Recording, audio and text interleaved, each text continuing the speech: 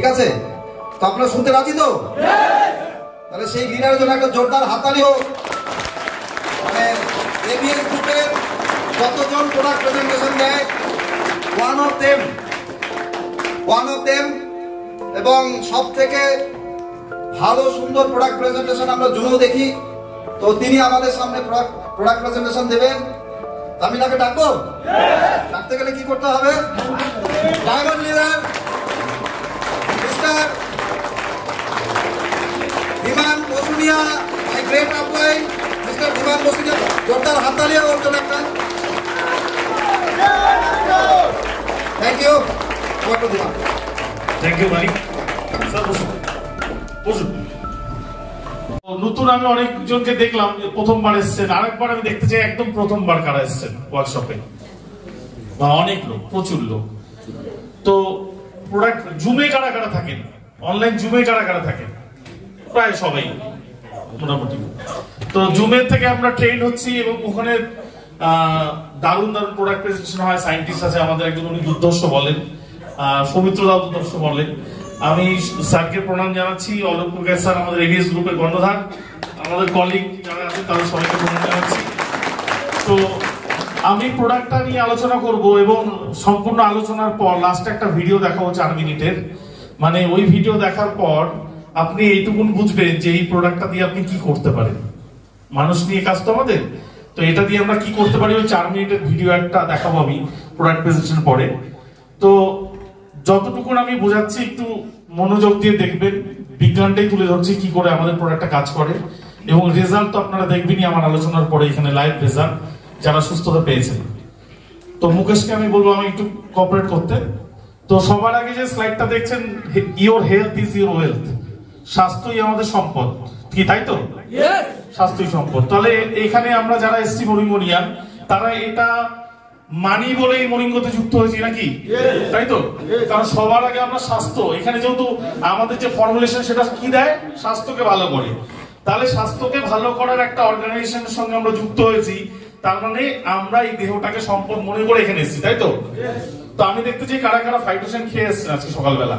আর যারা খাননি তাদের জন্য বলবো আপনি কাল থেকে খাওয়া শুরু করুন, কাল থেকে। কারণ আমি বিজনেস জয়েন করার পরে যতদিন খাওয়া শুরু করিনি ততদিন কিন্তু আমার গ্রোথ হয়নি বিজনেসের। কারণ আপনি এমন কিছু নিয়ে বিজনেস করবেন না যেটা কিনা আপনি নিজে ক্রয় করেন না বা নিজে ইউজ করেন না, কি তাই না? যেটা আপনি নিজে ইউজ করেন না সেটা কি করে লোককে দিচ্ছেন আপনি, কি ঠিক বললাম না ভুল বললাম? তাহলে সবার আগে আমাদের নিজেদের খেতে হবে, নিজেদের উপকার বুঝতে হবে। যখন আমি লাভবান হব তখন যদি সেই জিনিসটা শেয়ার করি, এই আয়নায় ধরা পড়বে তো যে আমি সত্যি কথা বলছি নাকি, তখন কিন্তু আপনার রিসিভ, যে লোকে যে রিসিভ করবে ব্যাপারটা, সেটা ম্যাক্সিমাম আকারে হবে। তো খাওয়া শুরু করবে। তো যারা যারা খাননি আজকে, তাদের মধ্যে কারা কারা কাল থেকে খাওয়া শুরু করবেন একটু হাত তুলবেন। কাল থেকে সম্ভব না যদিও, এখানে তো আর ফাইটোসেন নিয়ে আসেননি, বাড়িতে গিয়ে কারা কারা শুরু করবেন একদম। বাহ, দারুণ, থ্যাংক ইউ। তো স্বাস্থ্য সম্পদ, নেক্সট স্লাইড।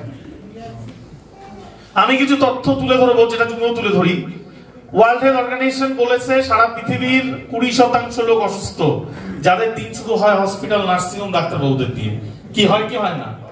আমরা যখন মরিঙ্গতে যুক্ত হয়নি তখন হয়তো অসুস্থ ছিলাম না, হসপিটালে গিয়ে কিন্তু উকি দিই না কত পেশেন্ট আসছে, রাইট? আমার বাড়ি কুচবিহারে, কুচবিহার টাউনে যত সংখ্যক লোক মাথাভাঙ্গা, তুফানগঞ্জ, আপনার দিনহাটা থেকে টাউনে আসে, আমি গ্যারান্টি দিয়ে বলতে পারি 90% লোক পেশেন্ট হিসেবে আসে টাউনে, ডাক্তার দেখাতে, টেস্ট করাতে, ওষুধ কিনতে। আর 10% লোক যারা রেগুলার কর্মচারী, যারা ওয়ার্কার, জব করে। তারপরে প্রতিটা শহরে 90% লোক যারা ট্রিটমেন্টের জন্য যায়। দেখবেন কুচবিহার টাউনে, যে কুচবিহার টাউনে কার কার বাড়ি, এখানে কুচবিহার টাউনে বাড়ি কার? মানিককে। তো মানিক কতগুলো ফার্মাসি ডিসপেন্সারি 1 কিলোমিটারের মধ্যে? গোনা মুশকিল। তার থেকে বেশি ওষুধের দোকান। তাহলে একটা জিনিস মনে করবেন, আজকের ডেটে বিজনেস যারা করে তারা শিক্ষা আর স্বাস্থ্য, এই দুটো ভালো বিজনেস। শিক্ষাটা পিছনে পড়ে গেছে, স্বাস্থ্যটা উপরে চলে এসছে। তাহলে মারাত্মক লেভেলে স্বাস্থ্যের একটা মার্কেট আগামী দিনে আসছে, এবং সেই মার্কেটটা যদি আমরা ধরতে পারি তাহলে কিন্তু আমরা বিশাল জায়গায় যাব। তো ওয়ার্ল্ড হেলথ অর্গানাইজেশন বলছে 20% লোক ইলনেস, 80% হেলদি। এটা 30 বছর আগেকার রিপোর্ট। বর্তমান রিপোর্টটা কি দেখে নিন। যে 80% হেলদি ছিল তারা প্রি ইলনেসে চলে এসছে। প্রি ইলনেস মানে আমাদের শরীরে যে রোগ এসছে যতক্ষণ বহিঃপ্রকাশ ঘটে না ততক্ষণ আমরা বুঝতেই পারি না যে আমরা রোগী। কি বুঝতে পারি কি পারি না। যখনই কোথাও ব্যথা অনুভব হয়, কোনো অসুবিধা হয়, মনে করুন আজকে আপনার একজনের হুট করে রক্ত বমি হলো, নিশ্চয়ই কোনো বড় রোগ আছে ভিতরে, না রক্ত বমিটা কেন হবে? তাহলে ওই রক্ত বমিটা কি আজকের জন্য হলো না, দীর্ঘদিনের রোগটাকে পুষে রাখার ফলস্বরূপ ওই রেজাল্ট বেরোলো, তাই না? একদিনে কোনো কিছু খারাপ হয় না, একদিনে হার্ট খারাপ হয় না, একদিনে কিডনি খারাপ হয় না, একদিনে কিচ্ছু হয় না। তার মানে ভেতরে যে রোগটা আমি বয়ে নিয়ে বেড়াচ্ছি সেটাই হচ্ছে প্রি ইলনেস। বোঝাতে পারলাম? এটা হচ্ছে প্রি ইলনেস। আগামী দিনে আমার রোগটা বহিঃপ্রকাশ করবে, তখন আমি রুগী কাউন্ট। নেক্সট, এটা হচ্ছে বর্তমান সিনারিও। নেক্সট, তো আমাদের দেহে রোগটা আসে কেন? রোগ আসার কারণটা কি? রোগ আসার প্রধান কারণ হচ্ছে আমাদের ইমিউনিটি পাওয়ারটা ডাউন হয়ে যায়, রোগ প্রতিরোধ ক্ষমতা, রাইট? যেমন বর্ডারে আর্মি বিএসএফ কি করে? দেশকে সিকিউরিটি দেয় না, যাতে বাইরের শত্রু আমাকে আক্রমণ করতে না পারে, আমরা নিশ্চিন্তে বাড়িতে ঘুমোই। তো আমাদের শরীরের সেই আর্মি বিএসএফটাকে শ্বেত রক্তকণিকা, রাইট, হোয়াইট ব্লাড সেল। তাহলে এই সেলটা যখন দুর্বল হয়ে যায় তখনই কিন্তু রোগে আক্রান্ত হই। কিসের দ্বারা? ব্যাকটেরিয়া ভাইরাসের দ্বারা রোগে আক্রান্ত হই। আমাদের শারীরিক অনেক টক্সিন আছে জৈব বিষয়ে, তার দ্বারা রোগে আক্রান্ত হই। এই ইমিউনিটি পাওয়ারটা বিচার করি কি করে? 10 বছরের বাচ্চা প্রথমটা, আর এটা 60 বছরের বয়স্ক লোক, বৃদ্ধ লোক। এই 10 বছর আর 60 বছর এর মাঝখানে ইমিউনিটি পাওয়ার কিছুটা হলেও থাকে। 60-এর উপরে গেলে ইমিউনিটি পাওয়ার একদম থাকে না। সেটা কবে জানলাম? WHO এই যে করোনা নিয়ে মহামারীর আকারে কাদের ভয় বেশি সেই বয়সটা তারা বলেছে 10 বছরের নিচের বাচ্চা, 60 বছরের উপরে বৃদ্ধ লোক, তার সাথে রোগী অ্যাড করা। কিন্তু দেখবেন বাচ্চাদের কিন্তু কোনো বাচ্চারই করোনা ধরা পড়েনি সেইভাবে, যা ধরা পড়েছে উপরের দিকে। এবারে যদি এটাকে মাঝ বয়স ধরি, আমি 10 থেকে 60-এর মাঝখানে এটা যদি ধরি, তাহলে কত ধরবো? 40, 35 to 40 ইয়ার্স, তাই? তার মানে আজকে মার্কেটে যে রোগীগুলো আমরা দেখি তাদের বয়স কবে থেকে শুরু হয়, মানে রোগ ধরেছে যখন, কত বয়সে ধরে একটু বলবেন কেউ? 40 প্লাস কাদের? যাদের মানে আমরা মানে 40 প্লাস, এখন 40 প্লাস, রাইট? কিন্তু আগামী দিনে যারা 40 হবে তাদের কবে ধরবে? তাদের আরো আগে ধরবে, 30-এ ধরবে, রাইট? রিসেন্টলি আমাদের ওখানে 18 বছরের একটা ছেলে, স্কুল টিচার, সে হাই প্রেশার হয়ে গেছিল, নিচে 110, উপরে 240, হঠাৎ করে 28 বছর মাত্র। তার মানে ওকে দেখে এটা প্রমাণিত হয় তাহলে ওই বয়সের থেকে এটা হতে পারে, ও প্রমাণ করে দিয়েছে। 28 বছরে যখন প্রেশারটা এত উঠে গেছে, তার মানে ওর যে ব্যাচমেট তাদের সবারই হতে পারে, এটা বোঝা গেল। তাহলে এই যে এটাকে যদি মাঝ বয়স ধরি, তার মানে আমাদের এখানে বিশ্বাস করতে হবে এই বয়সটা যখন ছোবো আমার দেহে রোগ আসবেই আসবে। কি 100% আসবে, রোগটা কেউ আটকাতে পারবে না। তাহলে আমাদের মার্কেটটা কোথায়? যাদের এখনো 40 ছোঁয়নি, যাদের এখনো 35 ছোঁয়নি, সেই মানুষগুলোকে যদি আমরা এটা বোঝাতে পারি যে দাদা এটা একটা ফুড সাপ্লিমেন্ট প্লাস ফর্মুলেশন, যেটা কিনা আপনার দেহে রোগ আসতে দেবে না। কি রোগ আসতে দেবে? এটা হচ্ছে সুস্থ লোকেদের জন্য ম্যাক্সিমাম, অসুস্থ লোকের উপরে আমরা অ্যাপ্লাই করছি, রাইট? কারণ রেজাল্ট দরকার। তো সুস্থ লোককে আমরা আজকে ওয়েলনেস ইন্ডাস্ট্রির প্রতি মানুষের অতটা ধারণা নেই। আজকের ডেটে ওয়েলনেস ইন্ডাস্ট্রি নিয়ে ইন্ডিয়াতে সেইভাবে কিন্তু ওয়াকিবহাল নয় লোকেরা, যে আমাদের সুস্থ হতে থাকার জন্য এই দেহটাকে কিছু দিতে হবে। এটা আমেরিকা ওদিকে চালু হয়ে গেছে, আমাদেরকে কিন্তু সেই দায়িত্বটা নিতে হবে প্রত্যেককে, যে আমরা লোককে বোঝাবো রোগ আসার আগে ভালো রাখতে হয় শরীরকে, রোগ এলে পরে প্রচুর পয়সা খরচা হয়ে যাবে, সে ট্রিটমেন্টও খরচা হতে পারে বা আমাদের প্রোডাক্ট খেতেও খরচা হতে পারে তো সবভাবেই। তাহলে আমরা কোথা থেকে শুরু করবো এই যাত্রাটা? এই যে সুস্থতার যাত্রা কোথা থেকে শুরু করব? কোথা থেকে? নিজেদের বাড়ি থেকে, রাইট? সবার আগে বাড়ির লোককে সুস্থ করব, তারপরে না যাবো বাইরে। আমার বাড়ির লোক যদি অসুস্থ, আমি বাইরের লোককে খাওয়াচ্ছি, সেটা কি ঠিক হবে? নিশ্চয়ই না। তাহলে আপনি ভালো করে বুঝে যান আজকে আপনার খাওয়াটা কতটা জরুরি। তাহলে এই জায়গাটায় যদি রোগটা আসে, কারণ এখানে শিলটা অনেকটা ভেঙে গেছে, শিলটা ওদিকে অনেকটা ভালো ছিল, তো এই শিলটা ভাঙলো কেন? ইমিউনিটি পাওয়ারটা কেন ডাউন হলো? আর এই বয়সে গিয়ে তো একদমই ডাউন। তো আজকের ডেটে যারা মারা যায়, কতটা মারা যায়? 60 থেকে 70, হ্যাঁ রাইট, 60 থেকে 70 বছরের লোক মারা যায়। এখন লোক মারা গেলে লোকে কি বলে? কি রোগে মারা গেছে, রাইট? কিন্তু আজ থেকে 30 বছর আগে লোক মারা গেলে বলতো কত বয়স হয়েছিল, ঠিক? কত বয়স হলো রে, এটা বলতাম আমরা। আর বয়স হলে লোক মারা যাবে, এটা স্বাভাবিক, এই দেহ তো নষ্ট চিরজীবন থাকবে না, এসছি যখন যেতেই হবে। কিন্তু একটা লিমিট যেটা আমাদের ঈশ্বর দিয়েছে, ধারণ ক্ষমতা এইভাবে এটা বেঁচে থাকার এই প্রকৃতিতে, ততদিন তো বেঁচে যায়, তারা এখানে মরে যাবে, রাইট? তাহলে এই জায়গাটায় গিয়ে ইমিউনিটি পাওয়ারের ঘাটতি হচ্ছে। ইমিউনিটি পাওয়ারটা তাহলে কি? এটা মেজারমেন্ট করার তো কোনো কিছু মেডিকেল সায়েন্সে নেই যে আমি একটু মেজারমেন্ট করে দেখি আমার ইমিউনিটি পাওয়ার কত ডাউন হয়েছে বা কতটা ভালো আছে। এটা আপনাকে মেজারমেন্ট ছাড়া ভালো রাখতে হবে কিভাবে? ফার্স্ট হচ্ছে নিউট্রিশন, পুষ্টি। খাদ্যের মধ্যে যে পুষ্টি থাকে সেই পুষ্টি গুণটা আমাকে সঠিক পরিমাণে নিতে হবে দেহের জন্য, কারণ এই পুষ্টি হচ্ছে আমাদের শরীরের সেলের খাবার। দ্বিতীয়ত হচ্ছে ফিজিক্যাল এক্সারসাইজ, যেটা আজকালকার ডেটে খুব কম মানুষ করে, যে বাড়িতে একটু এক্সারসাইজ করবো বা জিমে যাব। জিমে যারা যায় তারা নিজের সুঠাম বডি দেখানো ওটার জন্য যায়, এক্সারসাইজ করতে হবে বলে যায় তা না, কিন্তু নিজের ফিগারটাকে ধারণ করবো ওটার জন্য যায়। কিন্তু আমরা ন্যাচারালি কিন্তু এক্সারসাইজটা করি না, রাইট? এটা খুব দরকার, কারণ আপনি যা খাচ্ছেন সেটাকে হজম করাতে গেলে তো শরীরের পরিশ্রম দরকার। আপনি যদি পরিশ্রম না করেন সেটা হজম হবে না। Last, healthy happy lifestyle. তার মানে সঠিক সময় ঘুমানো, সঠিক সময় খাওয়া, সঠিক সময় ঘুম থেকে ওঠা। কিন্তু আজকের ডেটে সোশ্যাল মিডিয়ার দরুন মানুষজন রাত্রি 1টা 2টো 3টের আগে ঘুমোচ্ছে না। কি ঠিক বলছি না ভুল বললাম? তাহলে 1টা 2টো 3টের সময় যদি ঘুমোয় একটা মানুষ, ওদিকে 10টা অব্দি ঘুমোলেও 8 ঘন্টা ঘুম পূরণ হয় না। তাহলে ঘুমানোর টাইমটাও দেওয়া দরকার এই ইঞ্জিনটাকে। তো এই 3টেকে যদি মেনটেন করে কোনো মানুষ, তাহলে তার ইমিউনিটি পাওয়ার হাই হবে। এটা যদি ডিসব্যালেন্স হয়ে যায়, ইমিউনিটি পাওয়ার ডাউন হয়ে যায়, রাইট? এবার ইমিউনিটি পাওয়ারটা নষ্ট হয় কিসের জন্য? কারণ ফার্স্ট হচ্ছে ওয়াটার পলিউশন। আমরা যে জল খাই সেই জলটা কোথা থেকে? মাটির নিচ থেকে তুলি। আজকে কৃষি জমিতে যত চাষবাস হচ্ছে, ইউরিয়া, গোবর, পটাশ, ডিএপি, সেই জমিতে যে ওই কীটনাশক গুলো দেওয়া হয়, বৃষ্টির জল বলুন, খেতে যে জল দেয়, সেই জলটা কোথায়? আকাশে উড়ে যায় না মাটি চুষে নেয়? মাটি চুষে নেয়। আর মাটি চুষে নিয়ে কোথায় পাঠাচ্ছে? সেই জলস্তরে পাঠাচ্ছে। তাহলে সেখান থেকে কীটনাশক, এবং ভূমির নিচে প্রচুর মেটাল আছে যেগুলো আমাদের শরীরের জন্য প্রচন্ড ক্ষতিকারক, সেই মেটালগুলো জলের দ্বারা চলে এসছে আমাদের শরীরে। আর্সেনিক, আর্সেনিকের মজাটা বলি, আর্সেনিকটা কিছুটা মানুষেরও সৃষ্টি, কারণ ফারাক্কা, গঙ্গা ফারাক্কা মালদা দিয়ে বেরিয়ে গেছে। আর্সেনিক কিন্তু আমাদের দিকে নেই সেভাবে, আর্সেনিক রোগ। ফারাক্কা যে দিক দিয়ে গেছে সেই দিক, গঙ্গাটা যে দিক দিয়ে গেছে সেই এলাকাটা আর্সেনিক প্রভাবিত, কারণ কলকাতার কোন ফ্যাক্টরির আর্সেনিক সেটা নদীর জলে প্রবাহিত হয়ে জলস্তরে মিশে যাচ্ছে। আমাদের দিকে নেই, কিন্তু মালদার থেকে ওই সেটটায় আছে। তো এগুলো হচ্ছে জলবাহিত রোগ। দ্বিতীয় হচ্ছে এয়ার পলিউশন। আজকে ম্যাক্সিমাম মানে কি বলবো, বাচ্চার শিশু মৃত্যুর কারণ হচ্ছে এয়ার পলিউশন। আমরা যে ঘরের মধ্যে থাকি সেই এয়ারটাও পর্যন্ত পলিউটেড থাকে, আমরা দেখতে পারি না। যেমন করোনা ভাইরাসকে দেখা যায় না, সেরকম বায়ুর মধ্যে যত দূষণ আছে সেটা আমরা খালি চোখে দেখতে পাই না। যে কারণে আপনি অনলাইনে গেলে অনেক পিউরিফায়ার পাবেন, রাইট? এয়ার পিউরিফায়ার, ঘরের সন্দুক লবণ, পিঙ্ক সল্ট ঘরের মধ্যে রাখলে এয়ারটা দূষণ নষ্ট হয়, পিওর হয় পিঙ্ক সল্ট রাখলে ঘরের মধ্যে।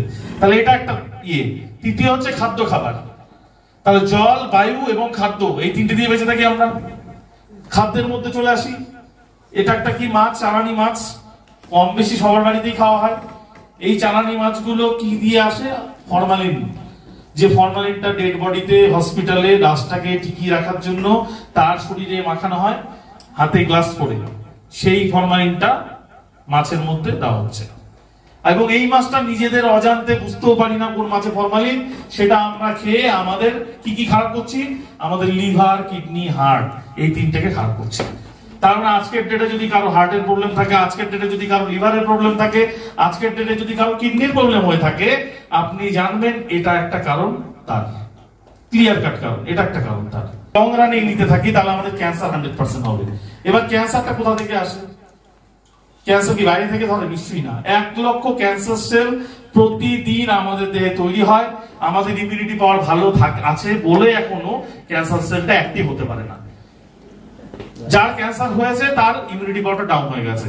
আজকে যদি নেশা করলেই ক্যান্সার হতো, তাহলে তো মহিলাদের তো হওয়া উচিত ছিল না, রাইট?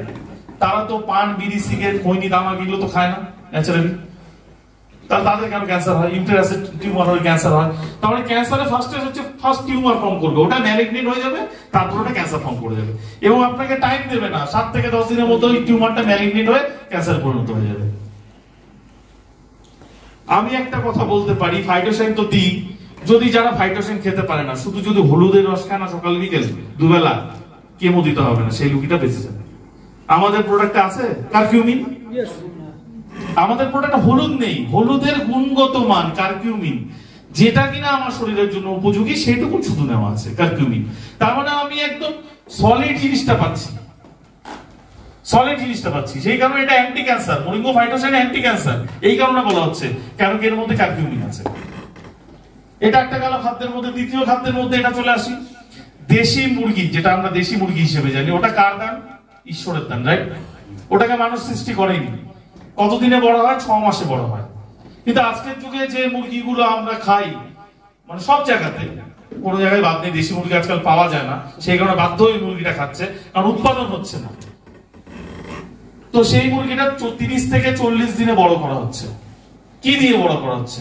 যেখানে যার সৃষ্টি সে 6 মাস টাইম রেখেছে একটা মুরগি বড় হওয়ার, সেখানে আমরা সেখানে হাইব্রিডাইজেশন করে ইনজেক্ট করে সেটাকে 30 থেকে 35 দিনে বড় করছি। বলার মুরগি দেখেছেন? হাঁটতে পারে না, কিন্তু যেখানে সেটা দেবেন সেখানেই পড়ে থাকে। ওর শরীরে কোনো ইমিউনিটি নেই, ওর শক্তিই নেই, ওর কিডনিটা শেষ। কেন শেষ?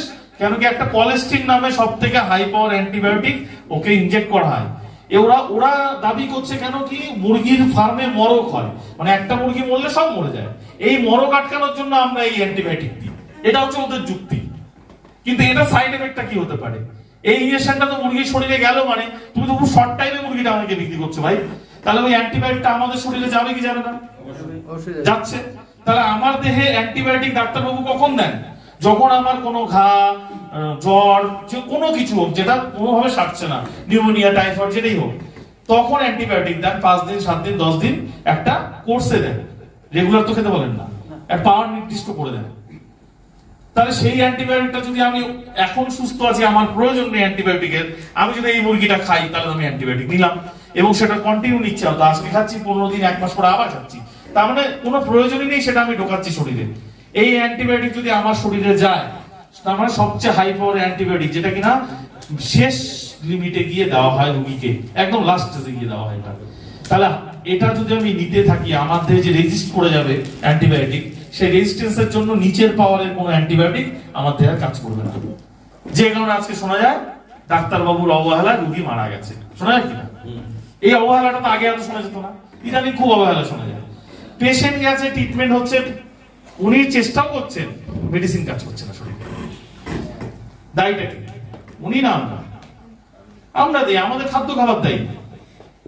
আমরা বডিটাকে এমন ভাবে তৈরি করছি, কোনোভাবেই বাঁচার উপায় নেই, কি আর্টিফিশিয়ালি ভাবে ড্রাগের দ্বারা। এই দেহ হচ্ছে প্রকৃতির দান, এই দেহকে যদি বাঁচাতে চাই, প্রকৃতির কাছেই শরণাপন্ন হতে হবে, তাছাড়া সম্ভব না বাঁচানো। তাহলে এটা একটা খাদ্য গেল। আর এগুলো তো আমরা দেখতে পারি, জমি জমার দিকে তাকালে প্রচুর পরিমাণে কীটনাশক স্প্রে হচ্ছে, হাইব্রিডাইজেশন চলে আসছে, যে কোনো সবজিকে হাইব্রিড করে দেওয়া হচ্ছে। একটা ছোট্ট লাউকে আমি ডগা থেকে কেটে নিলাম, গাছে নেই, তারপরে যদি ইনজেকশনটা করি 1 রাতে বড় হয়ে যাবে উইদাউট গাছ। আবার ফুলকপি খেতে খেতে তো টেস্ট তো নেই, 30 বছর আগের ফুলকপি আজকের ফুলকপির তো স্বাদের আকাশ পাতাল পার্থক্য। এবার ওই স্বাদ নেই যেহেতু, আপনাকে এন্টারটেইন করার জন্য বেগুনি ফুলকপি, হলুদ ফুলকপি, পিঙ্ক ফুলকপি বের করছে না? ঠিক। তো একটা কৃষি, ফেসবুকের কৃষি পেজে ওটা নিয়ে খুব লাফালাফি করছে কি এগ্রিকালচারের কোন অফিসার, কেউ বলছে এটা কি শরীরের জন্য ভালো, এই কালারের ফুলকপি, এটা তো প্রাকৃতিক নয়। বলছে অবশ্যই ভালো, একদম কোনো বিষাক্ত কিছু নেই। আমি লিখলাম টক্সিনের ভ্যালু কতটা আছে, উনি সবার কমেন্টে কমেন্ট করেছে, আমার কমেন্টে কমেন্ট করতে পারিনি। আপনি আমাকে ক্লিয়ারলি বলুন টক্সিনের মাত্রাটা কতটা আছে এই ফুলকপিতে। আর 30 বছর আগের মতো স্বাদটা নেই কেন এটাতে। কালারটা আপনি ন্যাচারাল বলছেন, ওটা আর্টিফিশিয়াল কালার না, বিট দিয়ে হয়তো লাল করেছে, বিটের ক্রস করে লাল করেছে, হলুদ কোন সবজির ক্রস করে হলুদ করেছে। অ্যাকচুয়ালি কি রং চাই শরীর, না ওর খাদ্য গুণটা বুঝে, ওখানে খাদ্য গুণটা চাই আমার। তাহলে আমাদেরকে সজাগ হতে হবে, আমাদেরকে মানুষকে সজাগ করতে হবে এগুলো নিয়ে। আপনি শুধু মরিঙ্গোটাই দিবেন বলে কথা বলবেন তা নয়, একটা লোকের ভালো চাওয়াটা চাইতেই পারি তো আমরা, ভালো স্বাস্থ্য সম্বন্ধীয় ভালো কোনো কথা কারোর সাথে শেয়ার করাটা গর্বের সহিত করবো, সেখানে কোনো কার্পণ্য রাখবো না আমরা। কারণ আমরা যে ইনফরমেশন দিচ্ছি, যারা কিনা এই দায়িত্ব নিয়ে বসেছিল এতদিন, তারা সেটা দেয় না। ঠিক তারা সেটা দেয় না দায়িত্বটা নিয়ে। তারা ভিজিট নেন কিন্তু রোগীর সাথে কোনো কথা বলেন না, তারা রোগ শুনে মেডিসিন দিয়ে দেন। রোগীর অধিকারও নেই বলার এই রোগটা কতদিনে আমার শরীর থেকে বিদায় হবে। কি ঠিক বলছি কিনা? ঠিক। তাহলে যে ইন্ডাস্ট্রি আজ পর্যন্ত আমাদেরকে আয়ু বাড়াতে পারছে না, আয়ু কমে যাচ্ছে, আজকে এত ডায়াগনোসিস সেন্টার, আজকে এমন কোন রোগ নেই যেটা ডায়াগনোসিস হয় না। ইদানিং আপনার এমন এমন যন্ত্রপাতি বেরোচ্ছে, এক্সরে প্লেটের নিচে শোবেন, আপনার পুরো বডি সব অঙ্গ প্রত্যঙ্গ দেখা যাবে। তার মানে রোগ নির্ণয় করতে কোনো কার্পণ্য নেই, কিন্তু রোগের কারণ সারাতে গিয়ে খুব কার্পণ্য ওই ইন্ডাস্ট্রির। এবারে গর্বের সাথে বলি এবং দম দিয়ে বলি, এটাই বাস্তব। কি মানেন কি মানেন না আপনারা? ঠিক। তাহলে এইগুলো আমরা দেখতে পাচ্ছি। তাহলে এই তিনটে পলিউশন নিয়ে যা বললাম আমি, তিনটে পলিউশন যার দ্বারা আমরা রোগগ্রস্ত হচ্ছি, নালে রোগ আসতো না। নালে এই তিনটে পলিউশন না থাকলে আমাদের দেহে রোগ আসতো না। আমরা 120 বছর, 25 বছর, 200 বছর পর্যন্ত বাঁচতে পারতাম। কারণ এই ইঞ্জিনটার কত আয়ু সেটা মেডিকেল ইনস্টিটিউট নির্ধারণ করতে পারে না। অর্গানটাকে আমি যতদিন ভালো রাখবো ততদিন আমার দেহ চলবে। কি ঠিক বলো না? বলবো না? তাহলে এয়ার পলিউশন থেকে কি কি রোগ হচ্ছে আমাদের? এয়ার পলিউশন থেকে আমরা কি নিচ্ছি? Carbon monoxide, particular matter of ozone, বায়ুর মধ্যে মানে দূষিত পার্টিকেল এগুলো। তারপরে নিচ্ছি লেড, সীসা, আমরা জানি না এগুলো আছে কিনা। তাহলে এগুলো নেওয়ার জন্য কি হচ্ছে? নার্ভ ড্যামেজ হচ্ছে, ভোলাটাইল অর্গানিক কম্পাউন্ড নিচ্ছে যার জন্য ক্যান্সার রিস্ক বেড়ে যাচ্ছে, নুয়েসা হচ্ছে, স্কিন ইরিটেশন হচ্ছে, রাইট? তারপরে হচ্ছে কি হেডেক হচ্ছে, ফ্যাটিক হচ্ছে, পার্টিকুলার ম্যাটার অফ ওজোন যাওয়ার জন্য রেসপিরেটরি ইলনেস হচ্ছে, মানে ফুসফুসের প্রবলেম, শ্বাসকষ্ট। এবার পার্টিকুলার ম্যাটার অফ ওজোন কোথা থেকে আসে? আমাদের জানি মহাকাশে ওজোন স্তর আছে, যেটা কিনা প্রচুর পরিমাণে ফেটে গেছিল। এই করোনার জন্য বায়ু পলিউশন অনেকটা কমে গেছে, গাড়ি ঘোড়া বেশি চলেনি, সেই কারণে ও নিজের জায়গাটা নিজে অনেকটা ভরিয়ে নিয়েছে। এটা প্রকাশিত হয়েছিল পেপারে। তাহলে এই ওজোনের স্তর দিয়েই ইউভি রেস, যেটা আমাদের স্কিন খুব ক্ষতি করে, এই মহাজাগতিক রশ্মিগুলো আমাদের মারাত্মক লেভেলে ক্ষতি করে, যেগুলো আটকানোর ক্ষমতা আমাদের নেই বাহ্যিক ভাবে, কিন্তু ভেতর থেকে আটকানোর ক্ষমতা আছে যদি ভেতরটাকে ঠিক রাখে। দ্বিতীয়ত এই যে SO2 NOx নিচ্ছি, এটাও রেসপিরেটরি ইলনেস করে। এবার ওয়াটার পলিউশন চলে আসুন, যেভাবেই দূষিত হোক, আপনি যেভাবে বোঝেন জল দূষিত হয়, তার দ্বারা কি হচ্ছে? ব্যাকটেরিয়া, প্যারাসাইটস, কেমিক্যাল যাচ্ছে শরীরে। কারণ যেখানে শহরের নোংরা আবর্জনা ফেলা হয় সেখানে কিন্তু এক্সপায়ার মেডিসিন গুলো ফেলা হয়, হয় না? সেগুলো পুড়িয়ে দেওয়া হয়, কোথায় মেশে? পোড়ালে বায়ুতে মেশে। ঠিক। ক্যান্সারের ওষুধ, আরো বড় বড় মহামারী জনিত ওষুধ সবগুলো পুড়িয়ে দিচ্ছে, সেটা বায়ুর মধ্যে মিশে যাচ্ছে। যাচ্ছে কি যাচ্ছে না? কি করে স্যার? ফেলিয়ে দেয়। এবং সে বৃষ্টি আসে, সেটা গলে যায়, গলে গিয়ে মাটির নিচে চলে যায়, আবার আপনি ওখান থেকে তুলে খান জল দিয়ে। এখানকার কিছু বাইরে যাবে না, যা যাবে আমাদের শরীরে যাবে, এখানেই থাকবে। তাহলে এটা থেকে কি হচ্ছে? গ্যাস্ট্রোএন্টেরাইটিস, গ্যাসের প্রবলেম। এই ঘরে এমন কেউ আছেন যার গ্যাসের প্রবলেম নেই বা ছিল না? মরিঙ্গো খাওয়ার জন্য কমে গেছে কি? সবার, প্রত্যেকটা বাচ্চা, প্রত্যেকের গ্যাসের প্রবলেম। তারপরে কি হচ্ছে? হেডেক, ফেটিক। এই তিনটে কারণে। চলে আসুন এবার সয়েল পলিউশনে। সয়েল পলিউশন মানে এই কীটনাশক দিচ্ছে, জমির উর্বরতা নষ্ট করছে। জমির মধ্যে একই জায়গায় লাঙ্গল দিন আর ট্রাক্টর দিন, ওই 1 ফুট 2 ফুট মাটি আপনি প্রতিবার চষে তারপরে ফসল করেন। ওই মাটিটা এত বছর ধরে যখন চাষ হয়ে আসছে, মাটির যে গুণাগুণ সেটা কি আছে আজকে? নেই। তাহলে মাটির যদি গুণাগুণ না থাকে, খাদ্যে কোথা থেকে গুণাগুণ আসবে? স্বাভাবিক। এবং মাটির সেই শক্তিটা নেই বলে যে ফসলটা সে তৈরি করে তার রোগ প্রতিরোধ ক্ষমতা কম থাকে, সে কারণে মাজরা পোকা, এই পোকা, সেই পোকা গিয়ে আক্রমণ করে, এবং সেই পোকাকে আটকানোর জন্য কীটনাশক স্প্রে করতে হয়, তাকে আর্টিফিশিয়ালি ভাবে বড় করতে হয়, যে কারণে পুষ্টিগুণটা নেই। আমরা এটাই জানি, ধান থেকে চাল হয়, গম হয়, এই হয়, সেই হয়, আরো অনেক কিছু যেগুলো চাষবাসের মাধ্যমে আসে। আমরা কিন্তু এটা জানি না প্রকৃতিতে এমন কিছু প্রাকৃতিক গাছ আছে যার মধ্যে ওই ধান, ওই চাল, ওই গমের থেকে বেশি পরিমাণ পুষ্টি, রাইট? আমাদের সায়েন্টিস্ট ডাক্তার করেন বিহার, জোরদার হাততালি ও একটা, তিনি সেটা আবিষ্কার করেছেন কার মধ্যে প্রকৃতিতে যেটা মানে তথাকথিত খাদ্য ভান্ডার, তার থেকে বেশি পরিমাণ পুষ্টি সম্পদ আছে, সেটাকে বের করে দিয়েছে, খুঁজে বের করেছে। আমরা কি আমলকি রোজ খাই না? আমরা কি হলুদ রোজ খাই না? আমরা সজনে রোজ খাই না? সজনে ডাটা খাই, পাতা তো সবাই খায় না। তাহলে উনি একদম পরিমাণ মতো যা দরকার শরীরে সেটাকে একত্রিত করেছেন জল নিষ্কাশন পদ্ধতির দ্বারা। এই যে খাদ্য খাবার আমরা খাচ্ছি বর্তমানে, তার থেকে যে জিনিসগুলো ঢুকছে আমাদের সেটাকে বলা হচ্ছে টক্সিন, জৈব বিষ। এবং এই জৈব বিষ সমস্ত রোগের কারণ। ডাক্তার হেনরি মিলার বলেছেন toxin in the body are the cause of most disease. তার মানে এই যে যত চাষবাস, জল, বায়ু এবং আপনার মাটি, এই 3 জায়গা থেকে আমাদের শরীরে টক্সিন ঢুকছে, খাদ্যের মাধ্যমে হোক, বায়ুর মাধ্যমে হোক, জলের মাধ্যমে হোক, যেভাবে হোক। এই জৈব বিষটাকে বের করার ক্ষমতা আমাদের বডি ন্যাচারালি নেই, বের করলেও পুরোটা বের করতে পারছে না। বার্নার্ড জেনসন বলেছেন doctor, if toxin in our body is not clean, এটাকে যদি পরিষ্কার করা না হয় তাহলে আপনার mental development, physical and mental aspect will be affected, healthy development affected হবে। According to basic health concept, 90% disease originated to intestine. আমাদের স্টমাকে যায় প্রথমে খাবার, ওখান থেকে স্মল ইন্টেস্টাইনে যায়, সেখান থেকে লার্জ ইন্টেস্টাইনে যায়, সেখান থেকে বেরিয়ে যায়। এবং কি বলছে, সব থেকে বেশি রোগ হয় হচ্ছে ইন্টেস্টাইন থেকে। ইন্টেস্টাইন থেকে কেন হয়? ইন্টেস্টাইনের যে গাটা আছে ভেতরটা, সেখানে ব্রাশের দাঁতের মতো ভিলাই নামে অনেক জিনিস আছে, ভিলাই, যার কাজ হচ্ছে গিয়ে আপনি যে খাদ্য খাবার খান সেটা স্টমাকের কাজ হচ্ছে HCl বের করবে, সেটাকে ভাঙবে। যেই খাবারই খান ওর কাজ হচ্ছে ভেঙে দেওয়া। খাবারটাকে ভেঙে দিয়ে কোথায় পাঠাবে? স্মল ইন্টেস্টাইনে পাঠাবে। ওখানে গিয়ে ওটা পেস্ট তৈরি হবে। ওই পেস্ট থেকে খাদ্য গুণটা শোষণ করবে ভিলাই, ভিলাই শোষণ করে কোথায় পাঠাবে? রক্তে পাঠাবে। রক্তের কাজ কি? এই গুণটাকে রক্ত পুরো দেহে সঞ্চালিত হচ্ছে, প্রতিটা অর্গানে, প্রতিটা সেলে পৌঁছে দেওয়া। ব্লাড হচ্ছে গিয়ে ভেহিকল, ওই পুষ্টিগুণটা বহন করার ভেহিকল হচ্ছে ব্লাড, আর পুষ্টিটাকে শোষণ করা হচ্ছে ভিলাই। আমি দেখাবো ভিডিওটা। এবার যদি আপনার শরীরে দূষিত কণার পরিমাণ বেশি থাকে তাহলে ভিলাই কি শোষণ করবে? কি শোষণ করবে? দূষিত জিনিসই শোষণ করবে। ওর তো শোষণ করাই কাজ। খাদ্যের মধ্যে দূষণ, ওই দূষণটাই শোষণ করবে। দূষণ শোষণ করে কোথায় পাঠাবে? রক্তে পাঠাবে। আর রক্ত কোথায় পাঠাবে? সমস্ত শরীরে পাঠাবে, হার্টে পাঠাবে, কিডনিতে পাঠাবে, সব জায়গায় পাঠাবে।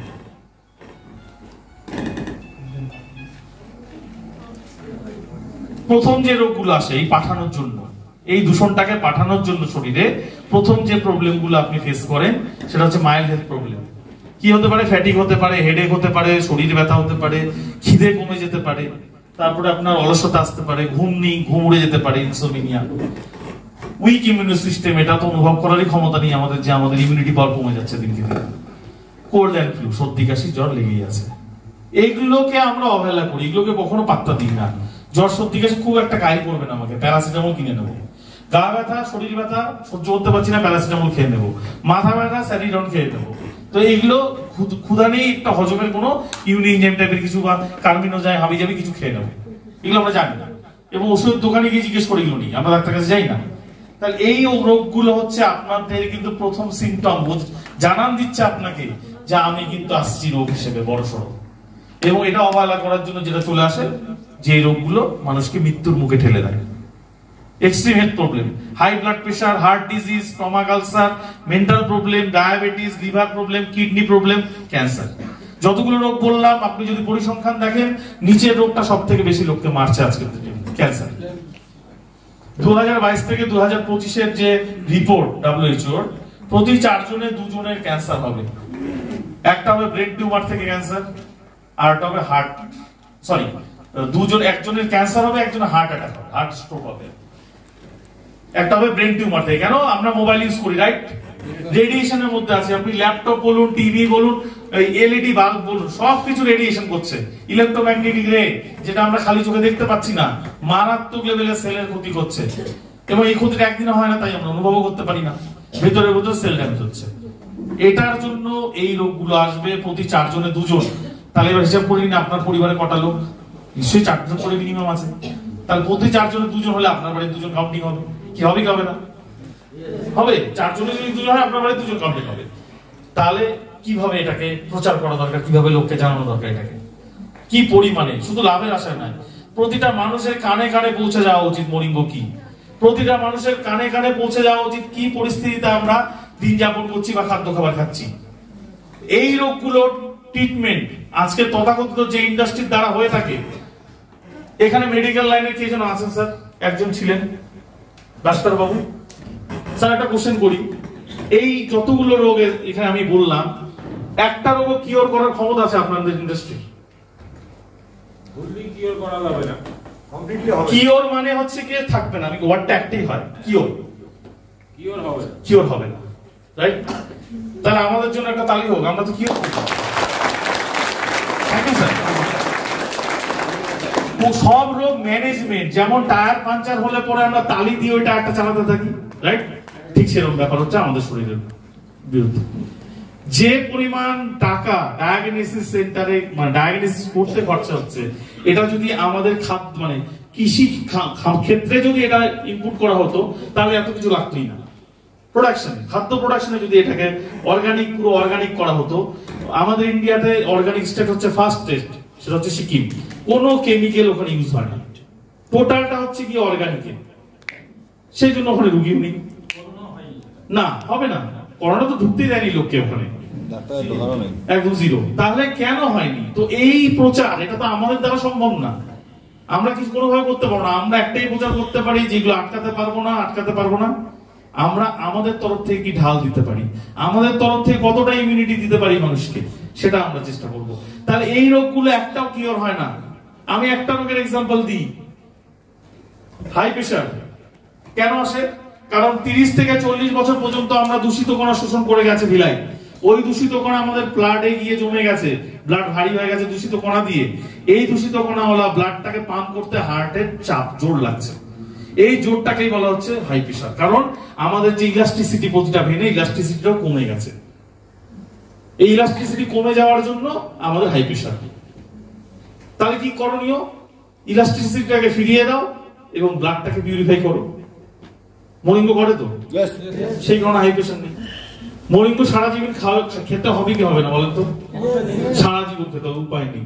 কারণ যে খাদ্য খাবার তৈরি হচ্ছে ওটাকে পরিবর্তন করা সম্ভব না আমাদের এই সার্ভিসিং প্রসেস, কন্টিনিউ প্রসেস চালাতে হবে, কিছু করার নেই।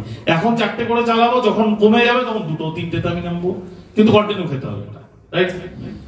তাহলে এই রোগগুলো সারাতে পারছে না, এবং এর জন্য কুচবিহারের লোক আমি, কুচবিহার, শিলিগুড়ি, কলকাতা, দিল্লি, বোম্বে, ব্যাঙ্গালোর সব জায়গায় গিয়ে সেই রোগটা ট্রিটমেন্ট করে আমার রোগটা সারি। যেখানে গিয়ে আমার মাইন্ডটা স্যাটিসফাইড হবে, কি ব্যাঙ্গালোর, ভেলোর, তাই না? ওখানে গিয়ে মাইন্ড স্যাটিসফাইড হবে। ওখান থেকে যদি বলে এটা কমবে না, তো আমি তখন গিয়ে বিশ্বাস করবো কমবে না। তো এই হচ্ছে পরিস্থিতি। তাহলে এই টাকাটা যদি আমরা ওখানে দেই, এই টাকাটা কাদের টাকা? আমাদের টাকা, সঞ্চিত অর্থ। কি আমাদের কোনো স্বপ্ন পূরণের জন্য জমিয়েছিলাম, কিন্তু হুট করে এমন একটা রোগ এলো, সেখানে জমি বাড়ি বিক্রি করেও ট্রিটমেন্ট করতে হচ্ছে, ঠিক? তাহলে আমরা আগ থেকে যদি সজাগ হই, মানুষকে সজাগ করি, মানুষের টাকা বাঁচাতে পারবো, আমাদের টাকা বাঁচাতে পারবো, তাদের স্বপ্ন বাঁচাতে পারবো না। তো শরীরটার গঠন কিভাবে একটু দেখে নিই। ফার্স্ট হচ্ছে সেল। 100 ট্রিলিয়ন সেল দিয়ে শরীরটা গঠিত। সেলের 3 ভাগ, রক্ত, মাংস, হাড়। এই 3 ধরনের সেল দিয়ে শরীর গঠিত। তার মানে যত রোগই হোক না কেন, সেলের রোগ সেটা। হাড়ে হলে হার্ট সেলের রোগ, ব্লাডে হলে তরল সেলের রোগ, আর স্কিনে হলে সফট সেলের রোগ। তাহলে সেল থেকে তৈরি হচ্ছে গিয়ে টিস্যু, অনেকগুলো সেল দিয়ে তৈরি হয় টিস্যু, টিস্যু দিয়ে তৈরি হচ্ছে অর্গান। এবার এই যে এই দুটো জিনিস আমরা পড়েছি 9, 10 এর 8, 9, 10 এর বায়োলজি, জীবন বিজ্ঞান বই পড়েছি, কিন্তু ওই পড়া তার মনে নেই, তাই না? কোন কম্পিটিটিভ এক্সামে এই কারণেই ছোটবেলার পড়াগুলো ধরা হয়, কারণ লোকে ভুলে গেছে, ওই জন্য ওটা কম্পিটিটিভে পুরনো পড়াগুলো ধরে। তাহলে এই দুটো জিনিস ভুলে গেছি বলে, এটা যদি শুরু থেকে আমরা মানতে পারতাম, তাহলে কোনোদিন অসুস্থ হতে পারতাম না। তাহলে এই অর্গানগুলো, 78টা অর্গান যেটা আছে, এর মধ্যে যখন ডিজিজটা গিয়ে আঘাত হানে, তখন আমরা অনুভব করি যে এবার আমার রোগ হয়েছে, ডায়াগনোস করে। ডিজিজটা প্রথমে ধরে সেল, যেটা আমরা অনুভব করতে পারি না। সেল থেকে চলে যায় টিস্যুতে, এখানে অনুভব করতে পারি না। টিস্যু থেকে চলে যায় অর্গানে, এখানে গিয়ে অনুভব করি। এবং কোথায় যাই? এখানে যাই। কি আর তো পথ নেই, যেটার উপর বিশ্বাস করে এসেছি। এখানে যাওয়ার পরে এখানে এইভাবে ট্রিটমেন্ট হয়, রাইট? ট্রিটমেন্ট হওয়ার পরে প্রচুর মেডিসিন খাই, এবং মেডিসিন খেতে খেতে কি হয়? আজকে হাই প্রেশার ছিল, মেডিসিন খাচ্ছে, আগামী দিনে তার কোলেস্টেরল হাই, তার ট্রাইগ্লিসারাইড হাই, রাইট? বাড়ে কি বাড়ে না? এখানে হাই প্রেশারের রোগী ছিলেন কি? আগে কেউ আছেন? একটু হাত তুলবেন কাইন্ডলি। হাই প্রেশারের রোগী, দাদা আপনার কি শুধু প্রেশার ছিল না আরো কিছু ছিল? হ্যাঁ, ছিল, সুগার ছিল, না প্রেশার রিলেটেড কিছু ছিল, কোলেস্টেরল ট্রাইগ্লিসারাইড হাই ছিল, আচ্ছা ওগুলো আপনার ছিল না। যাই হোক, তো এই মানে এগুলো হচ্ছে চেন, একটার সাথে একটা লেজু জুড়ে থাকে, তো এগুলো হাই হয়ে যায়। আমার যেমন ছিল cholesterol high, triglyceride high, pressure high, spondylosis, আমার গলব্লাডার নেই, গ্যাসের প্রবলেম, তা আজকে কিন্তু কিছুই নেই। 43 এজ আমার এখন, এই এজে সে রোগ ধরবেই, কি ধরবে কি ধরবে না, 40 পরে তো ধরে, আমার 39 ধরেছিল রোগ, সঠিক টাইমই ধরেছিল। থ্যাঙ্কস গড যে আমি আমার ভাগনার দ্বারা, ওর জন্য একটা জোরদার হাত তালি হোক ইন্দোনেশিয়া সরকার। ও এটা দিয়েছিল বলে থ্যাঙ্ক জানালাম না, 1.5 বছর পেছনে পড়েছিল, মামা তোমাকে এটা খেতে হবে, 1.5 বছর পরে খেয়েছি। নিজে সায়েন্স স্টুডেন্ট, প্রোডাক্ট বুঝেছি, প্রথম দিন এসে বুঝিয়েছিল কি, একটা রেকর্ডিং এসে চালিয়ে দিয়েছে, মামা এটা দেখো, ও বোঝায়নি, ও দিয়ে চালিয়ে দিয়েছে। কিছু মহিলা বলছে আমি সুস্থ হয়েছি এটা খেয়ে, যেটা হয় আর কি অনলাইনে, ডাক্তার অর্থ বা বিজেপি আরো অ্যাড দেয়, তো ওরকমই মনে হয়েছিল এটা দিয়ে কমবে না। 1.5 বছর পরে যখন ও একটা ইনকাম এসে দেখালো, মামা দেখো কত ঢুকলো মরিঙ্গ থেকে, 25,000 টাকা কমিশন এক সপ্তাহে, তখন ইডি, হ্যাঁ, তো সেটা দেখার পরে আগ্রহ জাগলো প্রোডাক্টটা আরেকবার বোঝা, তখনও শিখে গেছে, আমাকে ভালো মতো বুঝিয়েছে। এবং আমি তখন রোগে এমন রোগ আক্রান্ত মনে হচ্ছিল যে আর বাঁচবো না পৃথিবীতে, এরকম মনে হচ্ছিল। তাহলে যেখানে আয়ুটা 60-এ নর্মাল লোকের মৃত্যু আজকের যুগে, আমার 39-এ মনে হচ্ছিল আমি আর বাঁচবো না। কি পরিস্থিতি বুঝতে পারছেন শারীরিক? জাস্ট বিলিভটা করেছিলাম বলে আজকে কিন্তু একটা গাড়ি কিনতে পারি, জানেন এখানে অনেকে, এবং মোটামুটি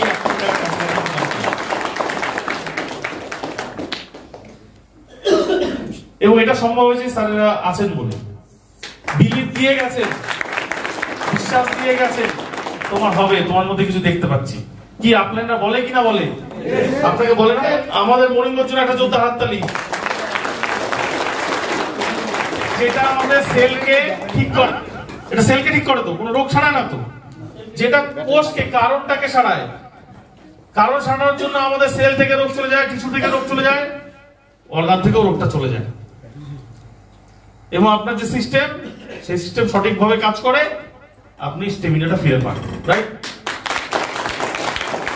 জোরদার হাত থেকে 30 বছরে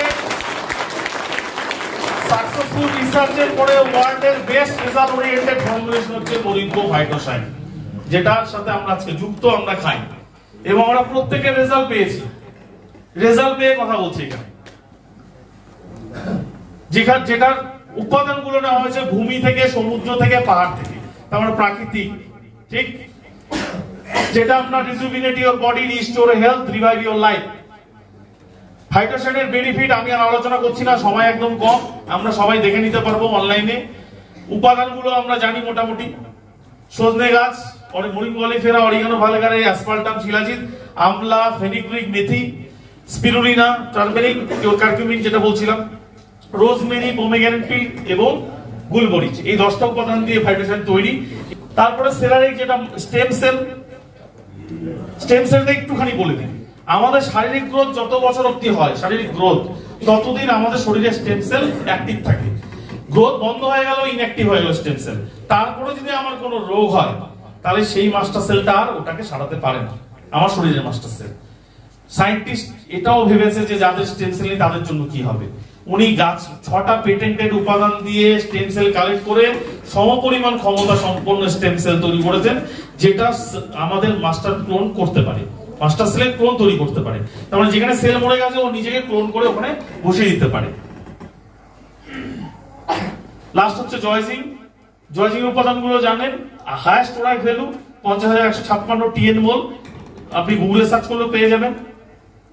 যেটা আমাদের শরীরে আমরা প্রবেশ করাই 4টে ক্যাপসুলের দ্বারা, 200টা নিউট্রিশন, 84টা ট্রেস মিনারেল, 19টা অ্যামিনো অ্যাসিড, 52টা অ্যান্টিঅক্সিডেন্ট, 3টে এসেনশিয়াল ফ্যাটি অ্যাসিড, 13টা ভাইটামিনস এবং 42 অ্যান্টি ইনফ্লামেটরি, যেটা প্রদাহ নিবারণ করে আমাদের শরীরে ইনফেকশন গুলো, এবং 20টা এসেনশিয়াল মিনারেল। এগুলো আমাদের প্রতিদিন দরকার, প্রত্যেক দিন এই ফর্মুলেশনটা, যেটা কিনা আমাদের antioxidant, anti inflammatory, anti bacterial, anti viral, anti fungal, anti parasite, anti hypertensive, anti spasmodic, anti ulcer, anti tumour, anti cancer, anti ageing, anti asthmatic, anti stress এবং অ্যান্টি অ্যালার্জি।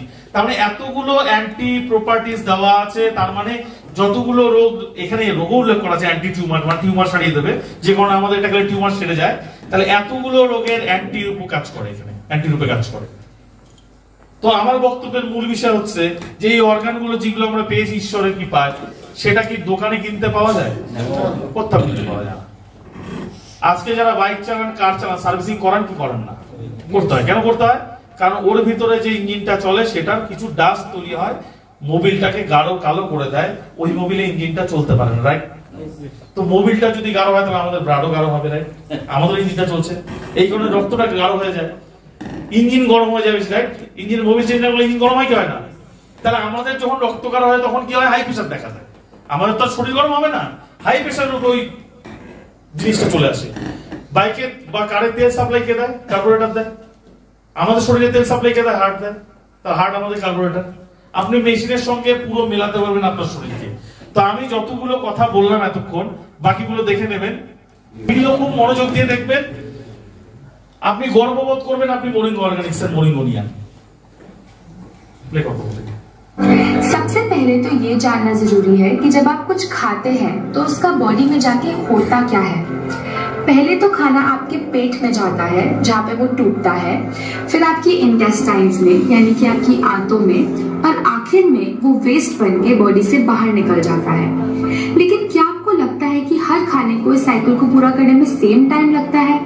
नहीं, फलों को गुजरने में लगते हैं लगभग 3 घंटे। 1 घंटा आपके पेट में, 1 घंटा आपकी स्मॉल इंटेस्टाइन में और 1 घंटा आपकी लार्ज इंटेस्टाइन में। सब्जियों को लगते हैं लगभग 6 घंटे। क्या आप जानते हैं कि अन्न जैसे कि रोटी, चावल, दालों को कितना टाइम लगता है?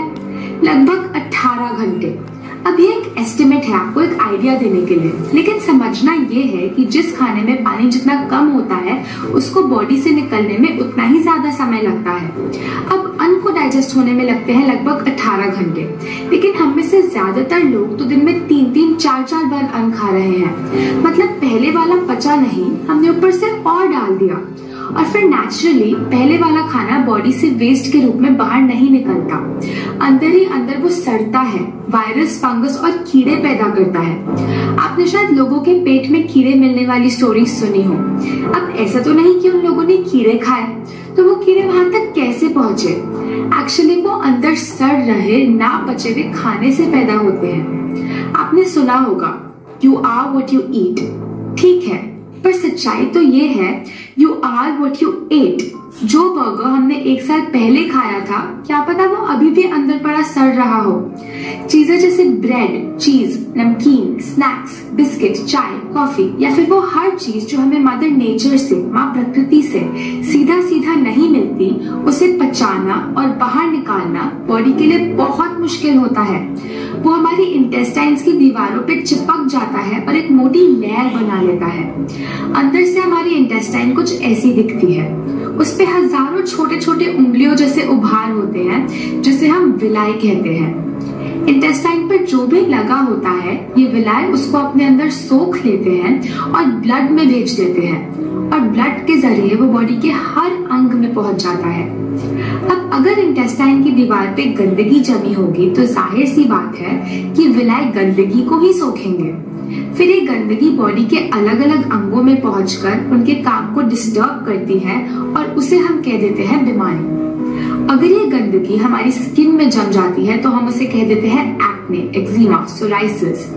अगर ये स्टोन बन के किडनी या गॉल ब्लैडर में जम जाती है तो हम इसे कहते हैं पथरी। ऐसे ही मोटापा, अगर आपको वजन कम करना है तो अंदर से गंदगी को निकालना होगा। अगर ये गंदगी ब्लड को भारी कर देती है और हार्ट को ब्लड को पंप करने के लिए ज्यादा प्रेशर लगाना पड़ता है तो हम इसे कहते हैं हाई ब्लड प्रेशर। अगर ये ओवरीज में गांठ या सिस्ट बन के जम जाती है तो हम इसे कहते हैं पीसीओडी, मेंस्ट्रुअल डिसऑर्डर्स। अगर ये इंटेस्टाइन्स में जम जाती है तो हम इसे कह देते हैं कब्ज, और कब्ज सभी बीमारियों की जड़ है। अगर हमारे एयरवेज में जम जाती है तो हम इसे कहते हैं एस्थमा। अगर हमारी आर्टरी में जम जाती है तो हम इसे कह देते हैं कोलेस्ट्रॉल। आज ये शायद एक छोटी सी बीमारी बन के बैठी हो, लेकिन अगर हमने इसको साफ नहीं किया तो कल को ये बहुत डेंजरस बीमारी बन के बाहर आ सकती है, जैसे ट्यूमर या फिर कैंसर सेल। तो जब आप इस गंदगी गंदगी को बाहर निकालेंगे तो सारी बीमारियां अपने आप ठीक हो जाएंगी, क्योंकि जो बॉडी अंदर से साफ है उसमें कोई बीमारी हो ही नहीं सकती। हमारी ये ह्यूमन बॉडी माँ प्रकृति की एक बहुत कीमती गिफ्ट है। थोड़े दिनों बाद हम इसे माँ प्रकृति को वापस लौटा देंगे। जब तक के लिए हमारे पास है, हमारी ड्यूटी है कि हम इसे साफ रखें, बहुत सारी हेल्थ और एनर्जी के साथ, जैसा उन्होंने इसे हमारे लिए बनाया है। मान लीजिए एक गाड़ी है जो पेट्रोल के लिए बनी है। अगर आप उसके टैंक में पेट्रोल की जगह डीजल डाल देते हैं तो क्या वो चलेगी? नहीं। तो पहले आपको डीजल को निकालना होगा और फिर पेट्रोल डालना होगा। ऐसे ही आपकी बॉडी के साथ है। बनी तो थी वो इसके लिए, लेकिन डाल दिया हमने ये, तो कैसे चलेगी? तो पहला स्टेप है गंदगी को निकालना और फिर सही खाना अंदर डालना।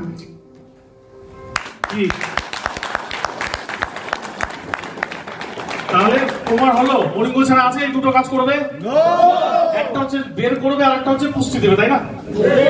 গন্দগি को निकालना और सही खाना अंदर डालना। এবার হজমের কথা বলেছে 3 ঘন্টা 4 ঘন্টা 2 ঘন্টা, মরিঙ্গ হজম হতে কতক্ষণ লাগবে? ও তো ডাইরেক্ট প্রাকৃতিক উপাদান, রাইট? স্টমাকে যাবে ভাঙার ব্যাপার নেই, ও তো ভেঙেই আছে, সোজা গিয়ে ইন্টেস্টাইন যাবে, সঠিক পুষ্টি বিলাইকে দেবে, শরীর ঠিক। তাহলে এটা ঈশ্বরের কৃপায় পেয়েছেন কি পাননি আজকে বলেন? ভাগ্যে তো নেই আর কিছু। তাহলে আপনার আপলাইন আপনার কাছে ইনফরমেশনটা দিয়েছিল, তার জন্য ঈশ্বরকে একবার ধন্যবাদ জানান এখানে। তো আমার এতটুকুনি, আমি একটু সময় বেশি নিয়ে নিলাম, তার জন্য সরি। জয় মরিঙ্গ, জয় মরিঙ্গ। জোরদার হাততালি হোক।